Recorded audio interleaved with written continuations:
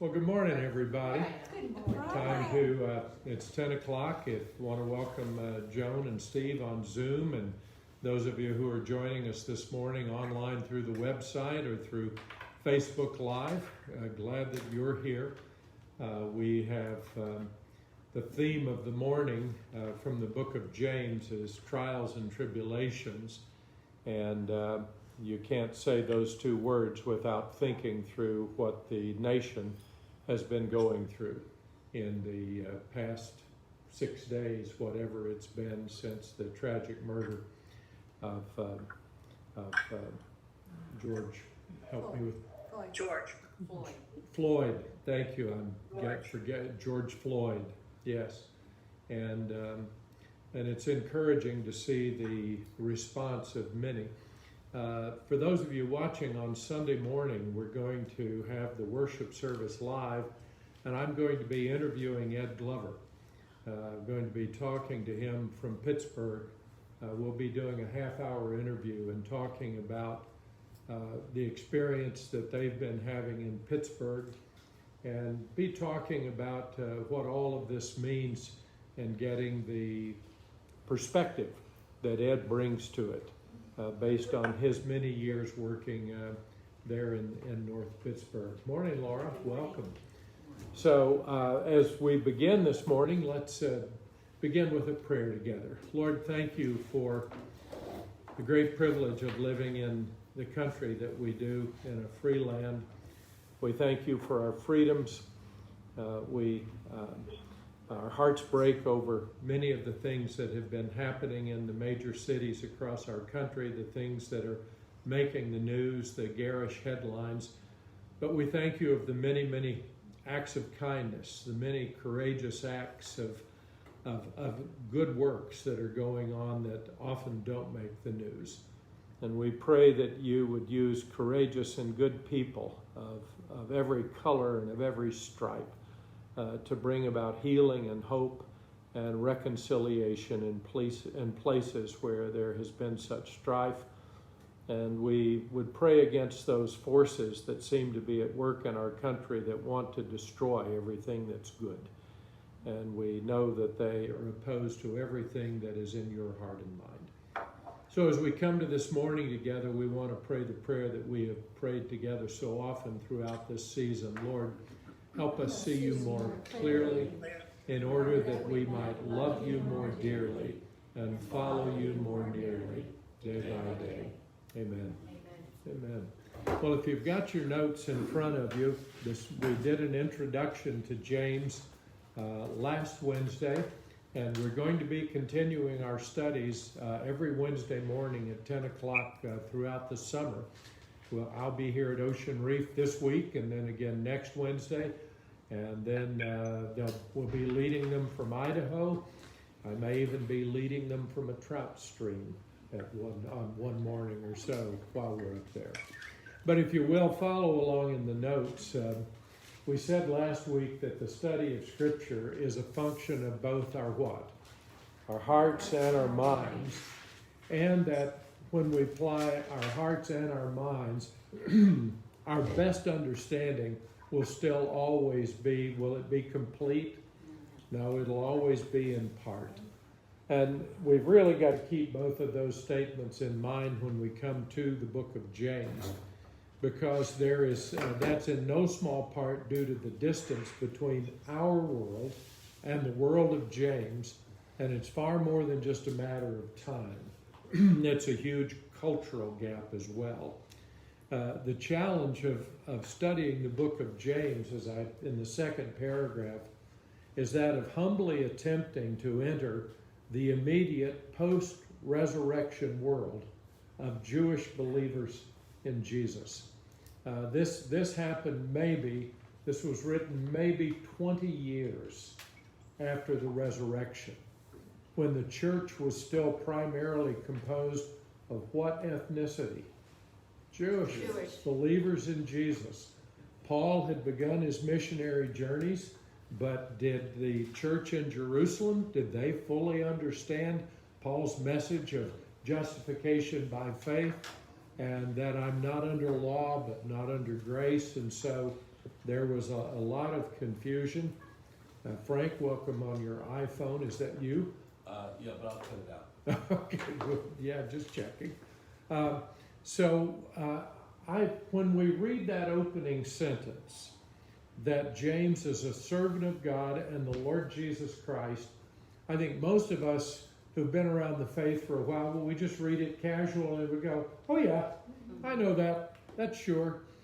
Well, if you ever forget that the Jewish faith in a crucified and risen Lord, that was as much of a shift, to use the old hackneyed term, a paradigm shift, as was Einstein's breakthrough understanding of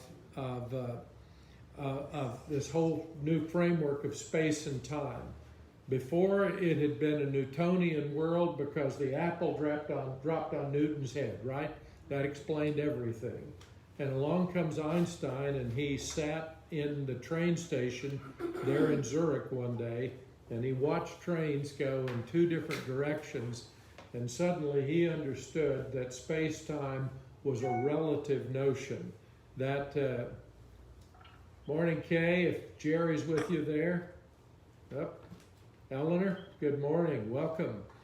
And so Einstein realized in that moment that space and what is rightly called space-time is relative to our position.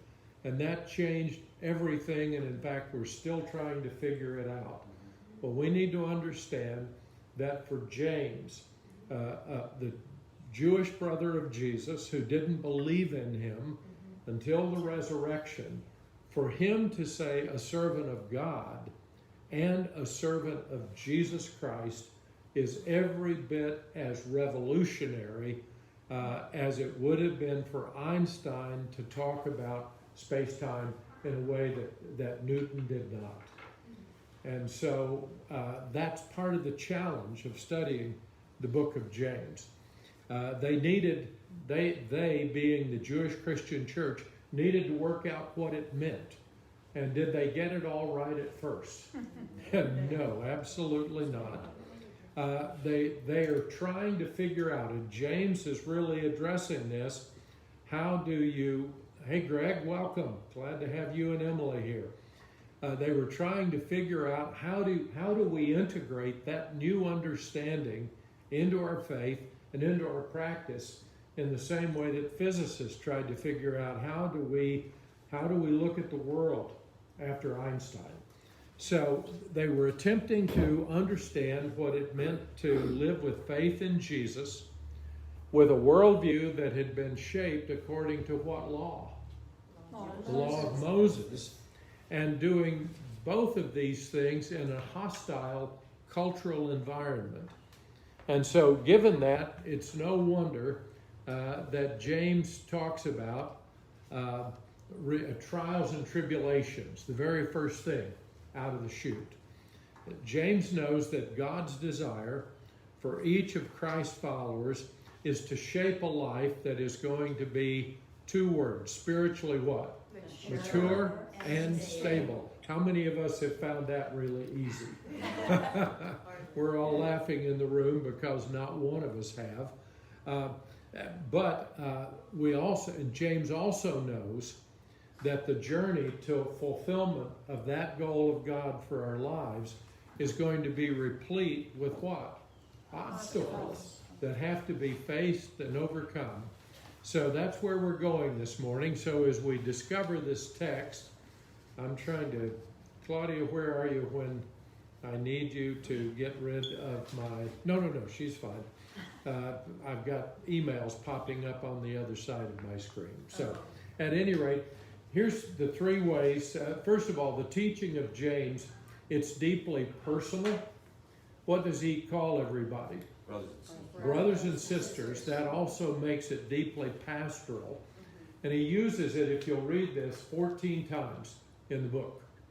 And many of the times that he uses that, it introduces a new section, something new that he's going to write about.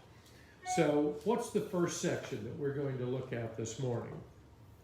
Trials and testings are what? Inevitable experiences in life and did anybody seem to indicate to any of you when you first came to faith that this was going to be a bed of roses and everything is wonderful? If they did, what did they do? They lied. Okay. I'm going to quote Joy. Joy said they lied. Absolutely. So the second thing that James is going to say about trials and testings is that they produce what? Benefits. They produce significant benefits to those who'll do what? Who'll face them.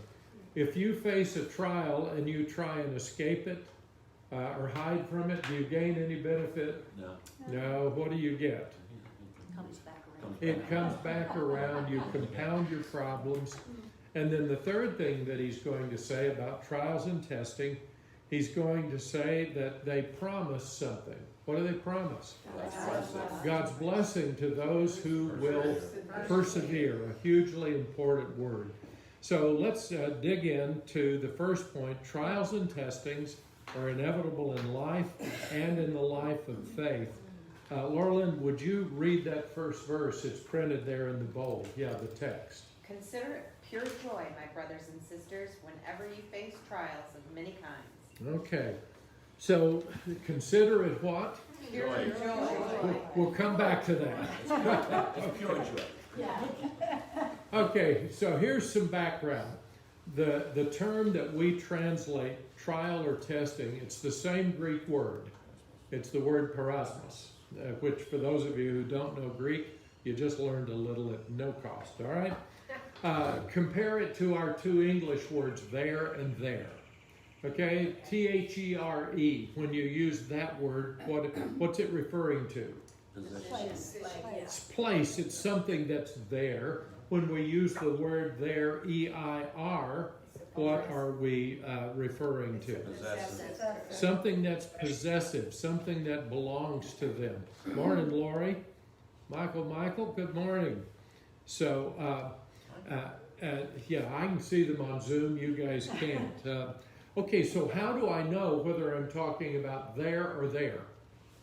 Spelling. Spelling and by, what if I don't know how to spell it correctly? Context, okay, context is going to determine it. Now, the word trial and temptation or testing can first of all describe an enticement to what? Sin. To sin. One of the biggest enticements to sin in my life is chocolate chips. All right, I cannot resist chocolate chip. Ask my wife, especially chocolate chip cookie dough ice cream. All right, so it can describe an enticement to sin, but what does it also describe in our experience? External circumstances or adversity. How do I know which it's describing? By the context. I have to read the context in which it occurs. So now, here's a second important word. When he talks about when we face trials, it's an important word because it's talking about a possibility that will likely happen. It's talking about an encounter that will likely happen in your life and mine, and the particular word that James uses to write to these new believers, it implies that, by the way, when it comes, you ain't gonna like it. All right, it's not going to be something that's going to be good. So these challenges, he also says, come to us. We only get them one kind, right? No, what? They come to us in many different ways. So let me ask you online to think about it, and those of us in the room, what are some of the descriptors that you and I use to characterize some of these negative experiences? What are some of the words that we use? Anybody on Zoom? If you're having a negative Challenges. difficulty, challenge, Yucky. Adversity. Thank you. What's a four-letter word? Yes, four-letter words are appropriate. Yucky, sucky.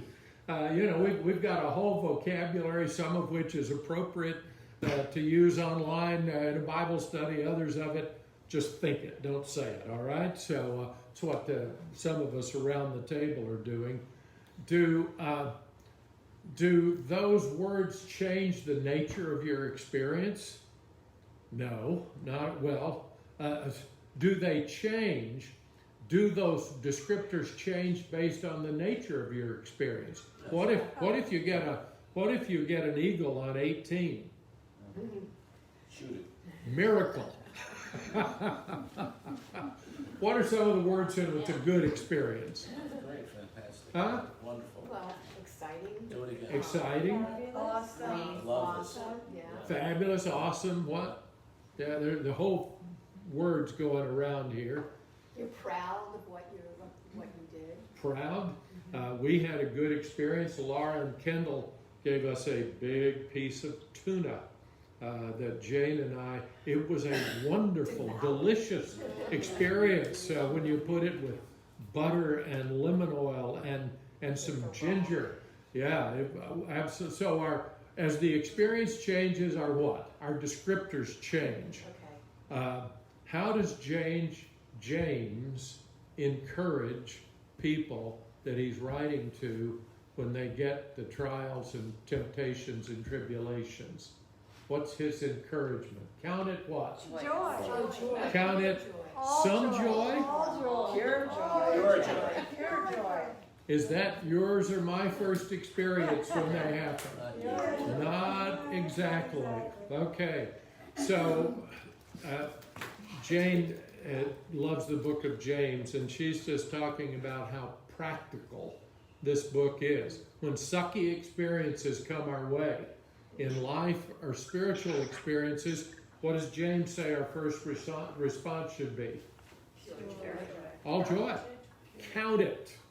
All joy. Count it means to reckon it. When I look at it, I say, that's what it is. Okay, so obviously, James must have had a little bit of a background in the life of Jesus. Did Jesus ever say anything about trouble? Laura, would you read on page 2 what Jesus says in John 16:33? Hopefully all of you there have the notes. Yeah, Laura? It says, I have told you these things so that in me you may have peace. In this world you will have trouble, but take heart, I have overcome the world. What will we have in the world according to Jesus? Trouble. What was the musical? There's Trouble in River City. Yeah. Music Man, right? Okay, in the world, Jesus told us we're going to have what? Trouble. Is there anybody that you know who has lived any length of time who has avoided trouble? How does Jesus tell us to respond to trouble? Take heart. Take heart. Why? Because he has overcome. He's overcome the world. So who Jesus is and how he has dealt with trouble should make a difference in how you and I do what? How we regard trouble. Now, Jesus tells his followers that our faith in him is going to be the source of some of our trouble. Frank, would you read that, Matthew 5:11 and 12? Blessed are you when people insult you and persecute you and falsely say all kinds of evil against you because of me. Rejoice and be glad, because great is your reward in heaven. For in the same way they persecuted the prophets who were before you.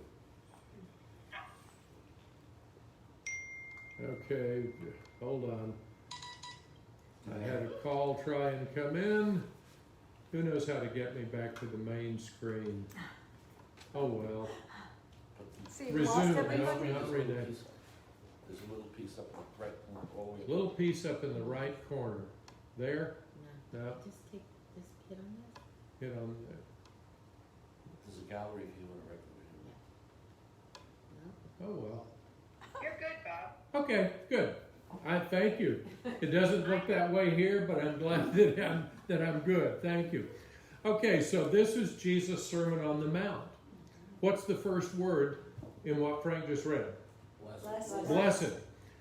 When people do what? When people And insult insult you. How many of you count yourself blessed when you're insulted? How many of us have any of us ever really been persecuted? Nah, Not really. unlikely. Maybe some have. Prosecuted, yeah. But what's that? Prosecuted. We have a retired surgeon in the crowd who's been prosecuted falsely, I might add. Yeah. So how does Jesus tell people to respond to that? Rejoice and be glad. How does he say we should respond when people falsely say all kinds of bad stuff about you? Rejoice Rejoice and and be be glad. Blessed. What's the very next word? Because Rejoice. What are the next words? Be Great glad. is your word. Okay, because what? Because great is your reward in heaven. And then Jesus says you're in really good company. With whom? The prophets who were You're in, so anyone who is told that a walk of faith is going to be a walk in the park, or expects life in any way to be a bed of roses, if you listen to Jesus, you don't get any of that from him. And in fact, what he really does is he helps equip us for life the way it comes to us, doesn't he? And also the kind of life that we're going to experience as his followers. But as we said just a few minutes ago, what Jesus does is he changes how he helps us change how we respond to trouble. Have any of you gotten over it in 3 easy lessons? I have not.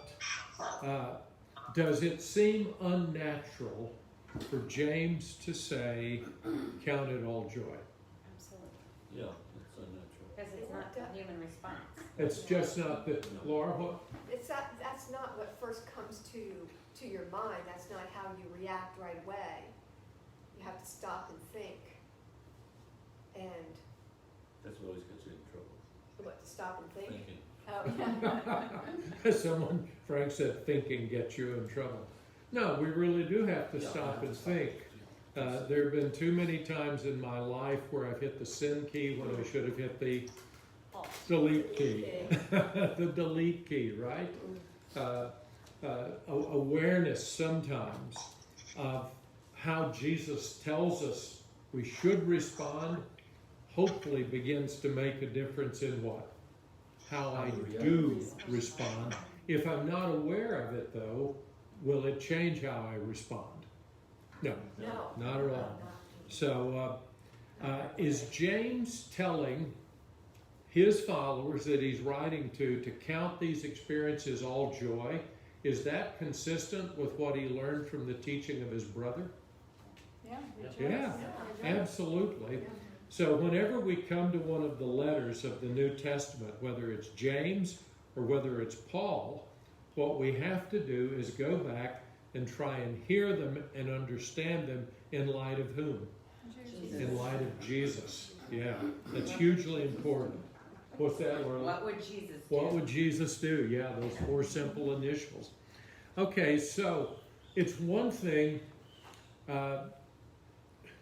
Jane and I played golf yesterday. We did pretty well. I'm good at telling her what she's doing wrong when she plays golf. The only problem with that is that when it's my turn to hit the ball, do I do much better? No, absolutely. So it's one thing to tell somebody what to do. It's another thing to what? To do it yourself. So is it one thing for Jesus to tell us what to do? Or has he experienced it himself? He's experienced. That's hugely important to understand. Jackie, would you read that text from Hebrews 4 for us, please? Yeah. Therefore, since we have a great high priest who has ascended into heaven, Jesus the Son of God, let us hold firmly to the faith we profess, for we do not have a high priest who is unable to empathize with our weaknesses, but we have one who has been tempted in every way, just as we are, yet he did not sin. Let us then approach God's throne of grace with confidence, so that we may receive mercy and find grace to help us in our time of need. Okay, what is the writer of Hebrews encouraging these followers of Jesus? What is, Sorry. we're happy to have that. That's Frank's car horn ringtone on his cell phone. Yeah. What is Jesus in, yeah, back to the study. What is Jesus what is the writer of Hebrews in verse 14 encouraging followers of Christ to do? Hold on what? Firmly to the what? Faith. To the faith that we profess. Well, and so how is he encouraging us to do so? By the example of Jesus. And Jesus, he says, in verse 15, is able to empathize with our what? Our Weaknesses. Describe weaknesses for me in terms of testing, trials, or temptation. What does weakness look like? Giving in to them. Giving in, Letting them win. letting them win. What else? Responding inappropriately to all of those things. Doing it again. Is Jesus able to empathize with that human weakness on our part? Yes. Why? Because Because he's he gone was through his tempted tempted in that every way. Guess what the word is? It's the same word. Jesus has been tempted, tried, tested in every way, just as we are. Does that make any difference to you or to me? From his experience. If it, why should it? If he lives in me, Because it ends up I can. the other statement, yet he did not sin. Well, wait, don't go there yet. Okay. If he's lived in our humanity, So he was a human. he was A fully human human. humanity, right? Okay? What difference should it make to me that he's experienced the same thing you and I've experienced? He's not asking something of us that he hasn't Yeah. Yeah. Been All through right. already. himself. Yeah. He Look knows to how him to as an feel. example. Do what? Look to him as an example on how to live your life. I can look to him as an example, but if he's alive and risen, Yeah, He knows he how didn't it have- feels. oh, he what? He knows how it feels. He knows exactly how it feels. Now, oftentimes, as a pastor, when someone goes through a human experience that you or I have not been through, should I say, I understand? No. Why should I never say that? Because Because I don't know. You know. Exactly, Joan. I've not been through it.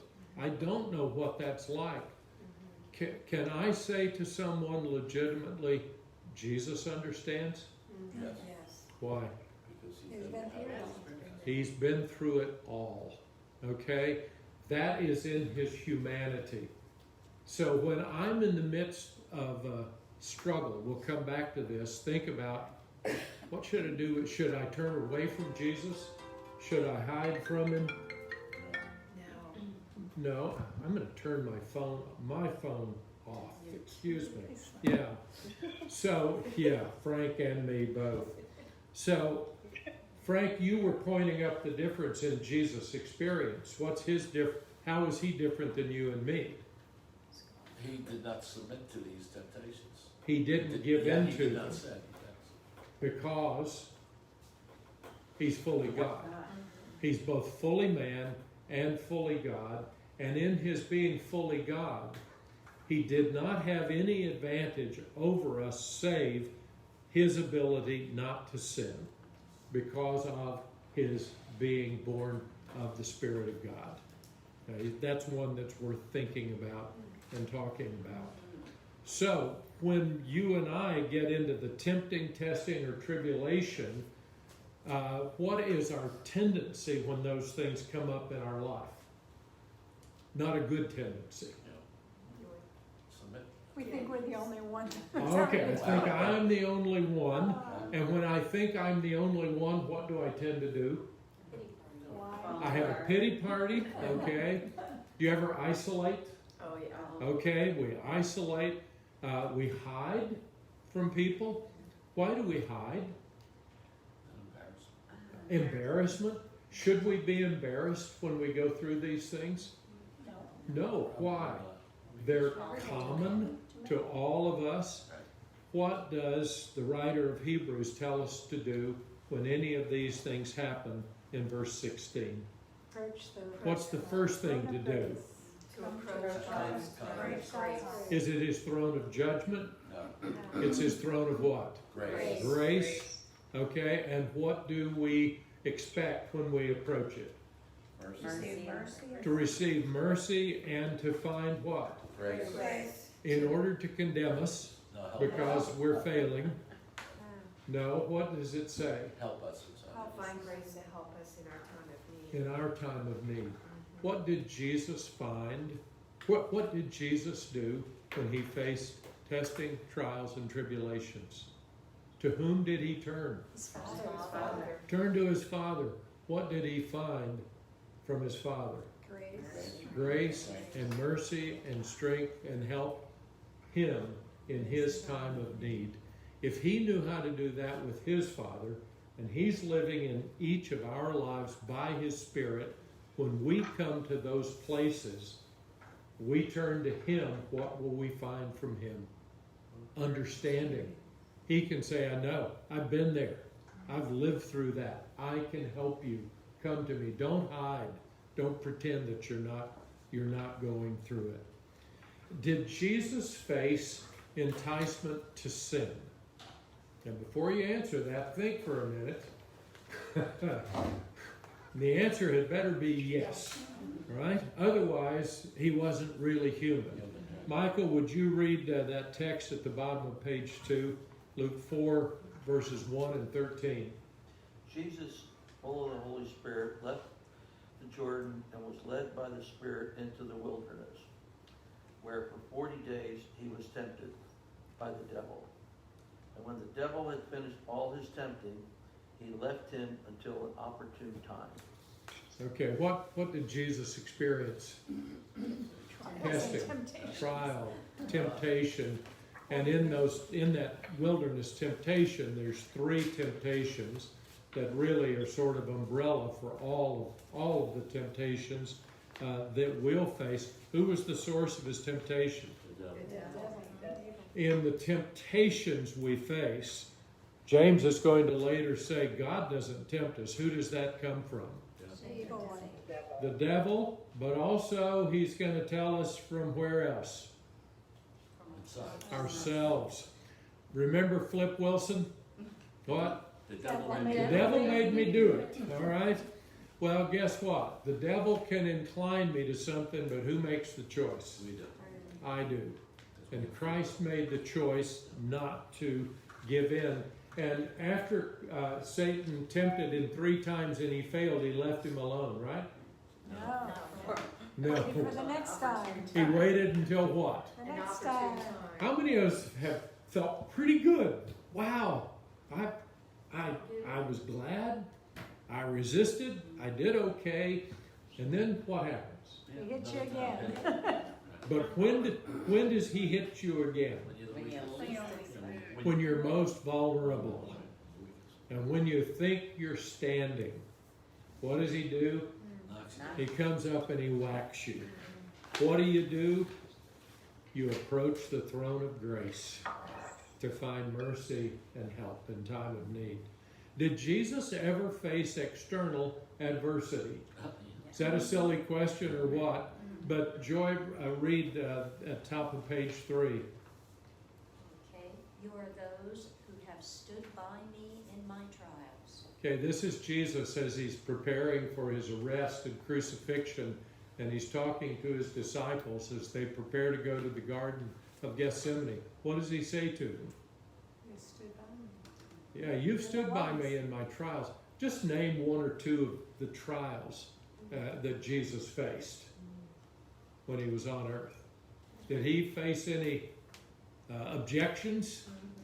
Did he face any hostility? Did he face any physical threats to his well-being? We could go on, and Jackie, what else? Well, I said stones. They started to throw stones and he disappeared into the Started to throw stones. They wanted to push him off the cliff there in Nazareth. He went through the crowd. I mean, when you read the Gospels from the Jewish religious leaders, don't you get the impression that his whole life We're always after him. was lived in that? Well, why does all of that matter? Because if Christ endured it, he knows how to endure it. He knows how to help us when we're in it. And oh, by the way, he warned us and he told us this is what life's going to be like, didn't he? So did he hide anything from us? Yeah. Not at all. Okay, let's dig in then to the second part, and that is that trials and testing produce significant benefits to those who face them. Jane, would you read verses 3 and 4 there at the top of page 3? Because you know that the testing of your faith produces perseverance. Let's perseverance finish its work so that you may be mature and complete, not lacking anything. Okay, now, step back. What are some examples of things that get tested in our world? How many of you want a COVID-19 vaccine tomorrow? Why aren't we going to get one? Hasn't been tested yet. Hasn't been tested yet. Why do you test things? Sure they work. To make sure that they work. I'll never forget, how many of you like flying in an airplane? Oh, yeah. I'll never forget the first time I flew. This is 1967. It was a Douglas DC-8 from Dallas to Los Angeles. I'd never flown on a big airplane before. I did not understand flex and stress, and I spent the whole 3 hours watching this wing go like this, going, I hope they tested this sucker. I wasn't sure it was going to hold up all the way to Los Angeles. What are some other things that get tested routinely in our life that we're glad of? Well, sitting in a chair.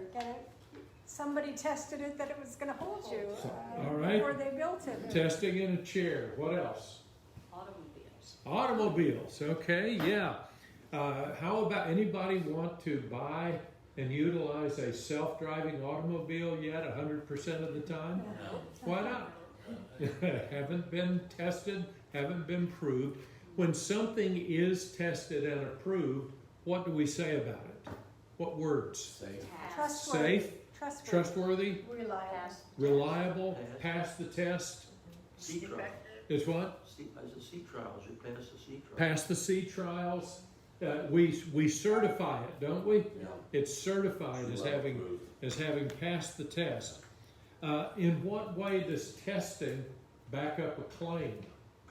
If somebody tells me this vaccine is valid, it what? It's proof of what the claim is. How many of us are grateful things get tested? Yeah. Every one of us are. Are you surprised that faith is also something that gets tested? Not surprised. Not when you put it that way. No. How many of us, though, some of the first times it happened, tried to figure out what's going on? Why You know? me, Lord? Yeah, why? Why, Lord, yes. Our favorite country song, "Why Me, Lord?" Yeah. So let's look.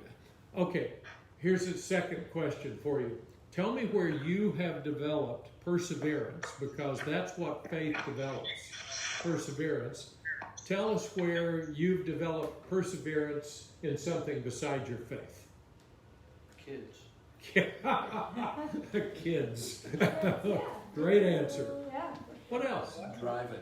Driving. Okay, the ability to drive for 11 hours at a stretch. All right, you've learned to persevere. I'm going to say real estate, and it's cyclical, and then the highs and the lows. Okay, when you go into the real estate business, it's high all the time, right? No, There's a dry season. And what do you have to learn to do in the dry season? Persevere. You work 80% harder for 20% less, right? Where else have you learned to persevere, Laura? Where have we learned to persevere together? Persevere together. Fitness classes, Yeah. HIIT classes with Kevin and Yeah. Casey. Fishing. Fishing, yeah. Yeah, I love to persevere. Somebody in the room that I know does not. Oh, she likes catching, not the perseverance of fishing. Okay, so Say golf. what else? Where else have you When learned? there's Yeah, someone golf. by. Golf. Well, any kind of things you study and learn, go to school for, you have to persevere. Have to persevere. Even Marriage. even reading a book There you sometimes. We have one man in the room who has set forth kids and marriage as perseverance, and all of the wives, when he said that, said amen. But Jane, you were saying? Well, even reading a book, I mean, it gets to a point where you're thinking, oh, you know what, I'm not enjoying it anymore, but then you have to kind of press on and say, I'm going to read to the end, or a chapter. Or, Any of you ever started an 800-page Russian novel? Yeah. So is perseverance just part of life? Yes. Yes. Absolutely, because life is not easy. Life has tribulations, hardships. Faith's no different. What do we need if we're going to grow in a life of faith? We need to cultivate perseverance. Now, Jesus, it's interesting, he in one of his parables, the parable of the sower.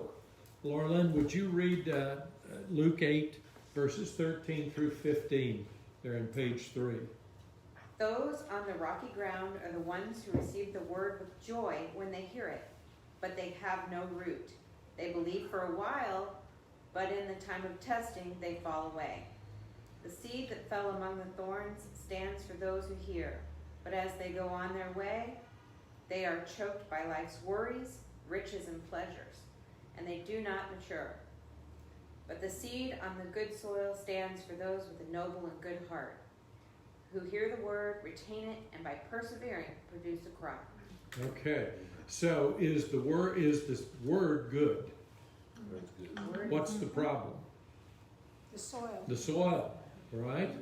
And so I included 3 of the 4 that Jesus put here.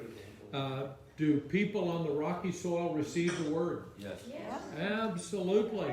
And how do they receive it? Reluctantly? No, joyfully. But what's their problem? They don't have a root. They got no root. They believe for a while. Till it gets hard.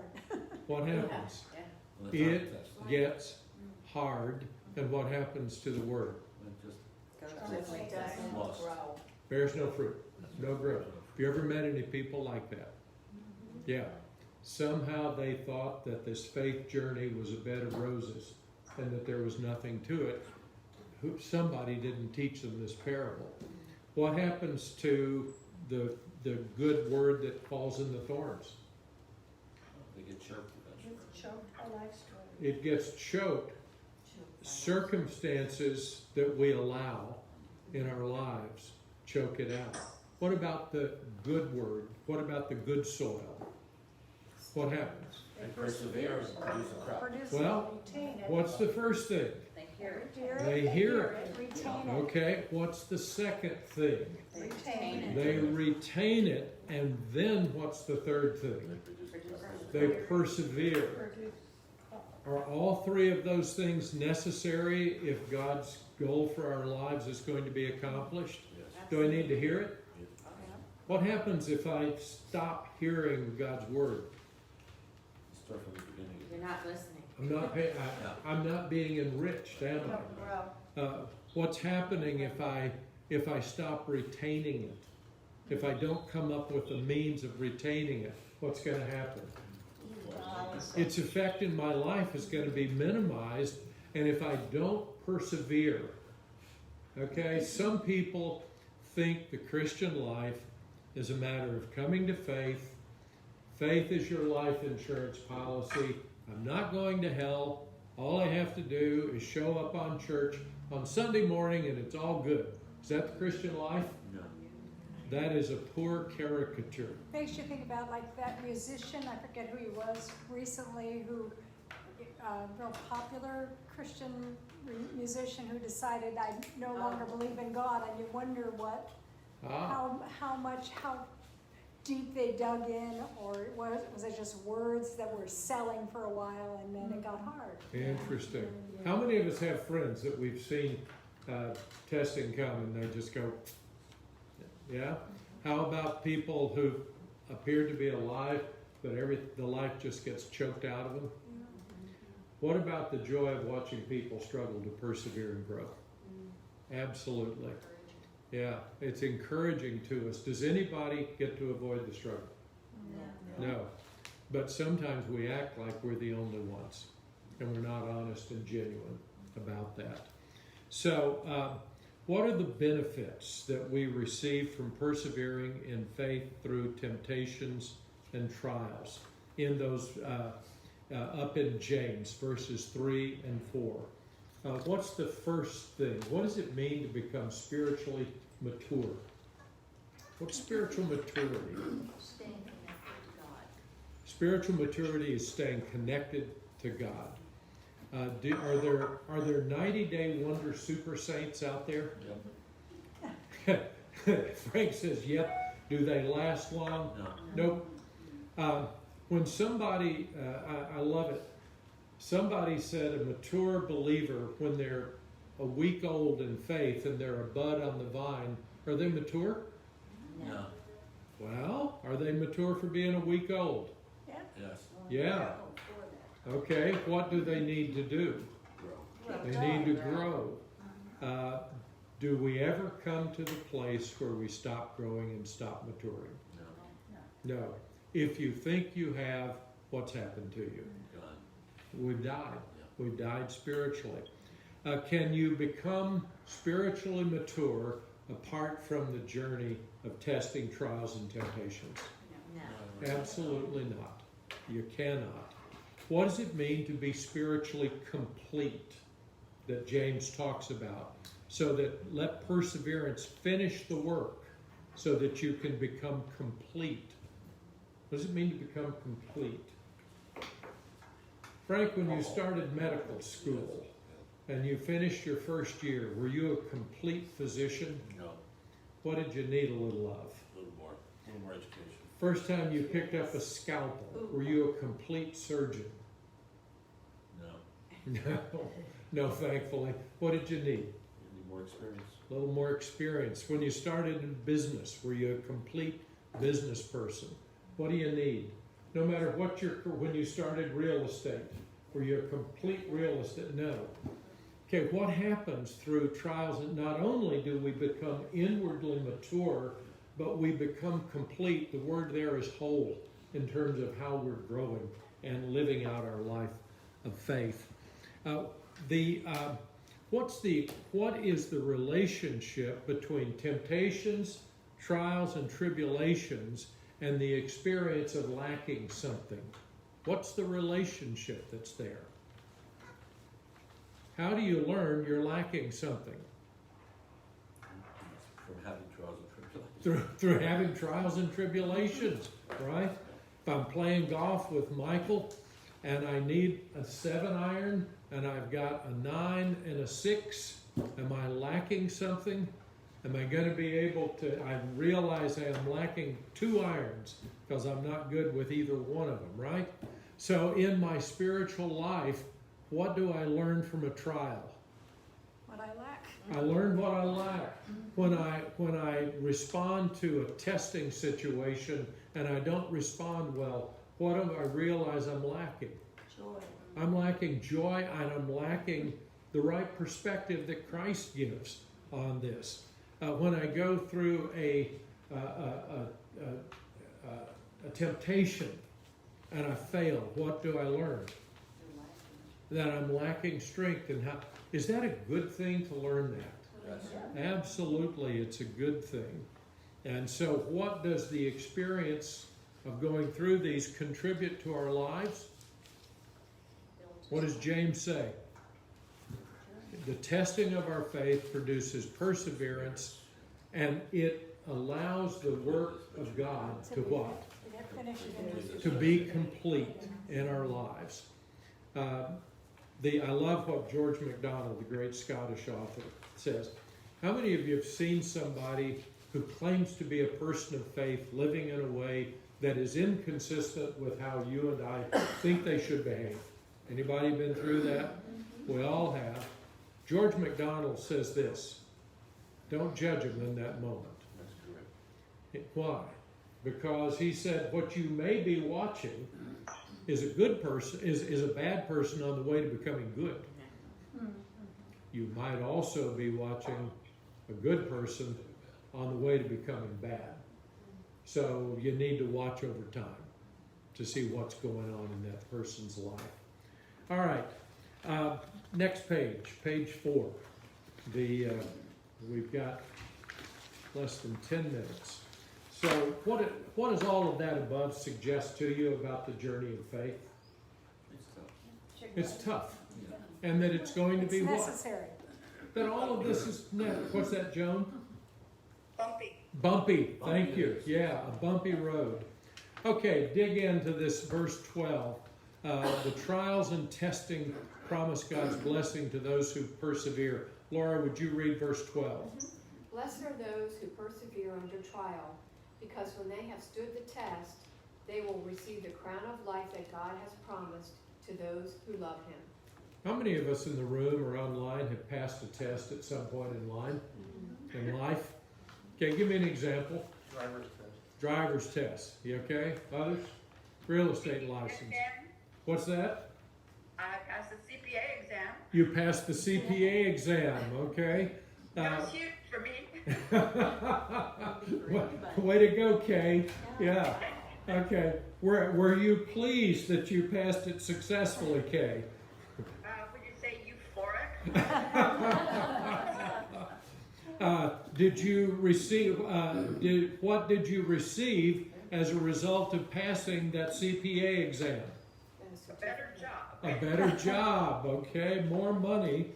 Okay. So can we relate the normal human experience of passing a test then to what James says about our life in Christ? Blessed are those who what? Yeah. Persevere under trial, because when we persevere under trial, what are we doing? Receive the crown of life. We've passed the test. Okay? Kay, did you pass it the first time? Yes, I did. Oh, darn it. I was hoping I'd get the answer. No, it took me 2 or 3 tries. Okay, for some of us, it takes us a couple of tries. How many of us have faced a test in our spiritual life and we failed it the first time? How about the 7th time? Okay, how about passed it the 8th time and then flunked it again on the 9th? All right?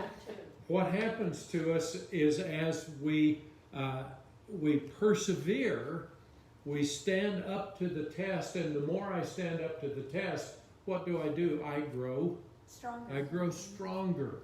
Okay, in that. How does that help us think about perasmos, the trials, testings, and tribulations? How does that help me think about them a little differently? Not all at once. Eventually we'll get it right. Eventually what, Joy? Eventually we hope to get it right. Okay, eventually hope to get it right, but they keep coming in order that I can Constantly Pass the learn. test. Yeah. pass the test. Right. Do they come to fail me? No. No. They come to show me what I need, what I'm lacking. When I fail, does God condemn me? No. What do? I confess. Bring And when up I the still other. feel guilty about it and I bring it up, what does God say? I forgot it. I don't know what you're talking about. It's been dealt with, right? So, the word translated blessing, blessed are those who persevere under trial. It's the word makarios. It's the word that Jesus uses in the Sermon on the Mount. Blessed are those. It means happy. Count it all joy. What's the connection between welcoming something and experiencing something? Blessed are those who persevere under the trial. It's our attitude. It's our attitude, isn't it? If I welcome something, what do? I throw my arms open to it. If I don't open my arms to it, what am I going to experience? The bumpy ride. The bumpy ride. I'm not going to gain anything from it. So I've got to be open to experience what's coming to me in order to grow through it. Now, Jesus is the pioneer in this. Frank, would you read Hebrews 12, 1-3? Therefore, since we are surrounded by such a great cloud of witnesses, let us throw off everything that hinders and the sin that so easily entangles. And let us run with perseverance the race marked out for us, fixing our eyes on Jesus, the pioneer and perfecter of faith. For the joy set before him, he endured the cross, scorning its shame, and sat down at the right hand of the throne of God. Consider him who endured such opposition from sinners, so that you will not grow weary and lose heart. Okay. We're being called by the writer of Hebrews to run what? A race. Is it a sprint or a marathon? No, it's an ultra marathon. Okay? And as we're running it, who do we look to? Jesus. Why? Because he's done it before. He's the pioneer. He's the one who perfected this whole way. And how did he perfect it? Through what he suffered. The writer of Hebrews will tell us. We go to this next text in Philippians. Paul says, not that I've already obtained all this, but I press on to do what? Take Right, hold but of my it. goal. Take hold of it. Has he taken hold of it yet? No. No, but he says, I forget what's behind, but I press on toward the what? The goal, toward that finish line to win the what? The prize. And what is the prize, James says? The crown of life, which God will what? Present them Will give to those who persevere. No, Who love him. to those who love him. So is our response to trials and tribulations and testings, we count it all joy. We count it all joy because Jesus endured it. He told us about them. But when we endure them in a constructive and healthy way, what are we demonstrating to God? Our love. We're showing him our love. Well, I'm glad James doesn't have anything to say that's a benefit to our lives. So, we've got 2 or 3 minutes left. Where does this hit you? What's a takeaway from today? Anybody? Not all at once. That roll with the punches. That it's gonna. There's gonna be hills and valleys. If you just stay in for the race, you'll get to the finish line. Roll with the punches. Stay in there. Anybody else? Well, what he's going to talk about next, and what we'll get to next week, he's going to say, well, what you need if you're going to live in this kind of life is you need wisdom. And then he's going to talk about 2 huge words, faith and doubt. Anybody here ever experienced any doubt?